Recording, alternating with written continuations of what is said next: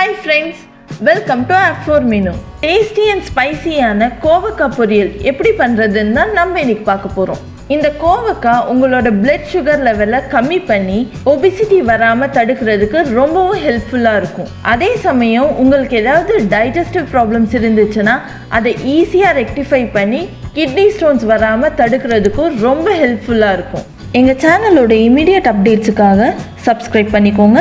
பக்கத்திலே இருக்க bell icon click பண்ணி மறக்காம ஆல்ங்கிற ஆப்ஷனையும் செலக்ட் பண்ணிக்கோங்க.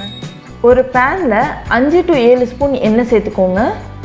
எண்ணெய் நல்லா சூடானதும் 1 ஸ்பூன் ஜீரகம், கொஞ்சமாக பெருங்காயத்தூள், கொஞ்சம் கருவேப்பிலை இலை, 3 to 4 பல்லு பூண்டு பொடி பொடியாக நறுக்குனதை சேர்த்து வறுத்துக்கோங்க. இந்த பூண்டு பல்லெல்லாம் கோல்டன் ப்ரௌனாக மாறுற வரைக்கும் நல்லா வறுத்துக்கோங்க. அதோட 2 கப் கோவக்காயை சேர்த்து நல்லா கலந்து விட்டுக்கோங்க. இந்த கோவக்காய் பொரியல் செய்யும் போது சிலர் கொஞ்சமாக தண்ணி ஊற்றி மூடி போட்டு இதை வேக விடுவாங்க. அப்படி செய்யும்போது நம்மளுக்கு கிறிஸ்பியாக இந்த கோவக்காய் ஃப்ரை ஆகாது. அதனால் நான் இன்னைக்கு இதை ஓப்பனாகவே வச்சு ஆயிலே தாங்க ஃப்ரை பண்ண போகிறேன். இந்த கோவக்காய்க்கு தேவையான அளவு உப்பையும் சேர்த்து நல்லா வதக்கிக்கோங்க. இது இப்படியே ஒரு 8 to 10 நிமிஷம் வரைக்கும் நல்லா வதங்கட்டுங்க.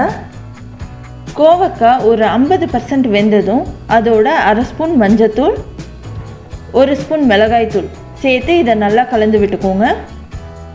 இது இப்படியே ஒரு 3 to 5 நிமிஷம் வரைக்கும் நல்லா வதங்கட்டுங்க. பாருங்கள், நல்லா இந்த கோவக்காயெலாம் இந்த மாதிரி சுருண்டு வந்துடணும், அந்தளவுக்கு வதங்கிடணும்.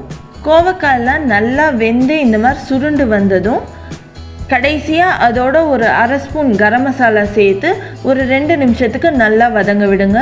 உங்களுக்கு எந்த அளவுக்கு கிறிஸ்பியாக வேணுமோ அந்த அளவுக்கு நீங்கள் வறுத்துக்கலாம். அவ்வளோதாங்க, எம்மி டேஸ்டி அண்ட் ஸ்பைசியான கோவக்காய் பொரியல் ரெடி.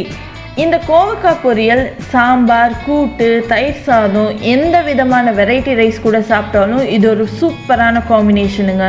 நீங்களும் இந்த ரெசிபியை ட்ரை பண்ணி எப்படி வந்ததுன்னு மறக்காமல் கமெண்ட்ஸில் சொல்லுங்கள். இந்த வீடியோ உங்களுக்கு பிடிச்சிருந்ததுன்னா கண்டிப்பாக ஒரு லைக் கொடுங்க. தேங்க்யூ.